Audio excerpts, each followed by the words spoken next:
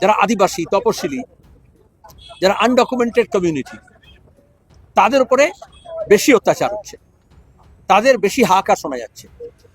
কারণ ছিন্নমূল মানুষ, বাস্তুহারা মানুষ, তারা তো এদেশে এসেছিলেন ঠিকানা খোঁজার জন্য, নতুন ঠিকানা পেয়েছিলেন। বাম আমল, এই বাস্তুহারা সম্মিলিত বাস্তুহারা কেন্দ্রীয় উদ্বাস্তু পরিষদ, তারা হচ্ছে এ কাজে সাহায্য করেছিল, লড়াই করেছিল। তাই আজকে আবার এই অসহায় মানুষের পাশে দাঁড়ানো, তার অধিকার, তার সাংবিধানিক অধিকার, তার নাগরিক অধিকার, তার গণতান্ত্রিক অধিকার, তার ভোটাধিকার, তার বেঁচে থাকার অধিকার প্রতিষ্ঠার জন্য আবার এই সম্মিলিত প্রয়াস করতে হবে, লড়াই লড়তে হবে। কারণ একটু আলগা হয়ে গিয়েছিল, যতই মাটি আলগা হয়ে যায় তত বেশি সেখানে আগাছা চলে আসছে।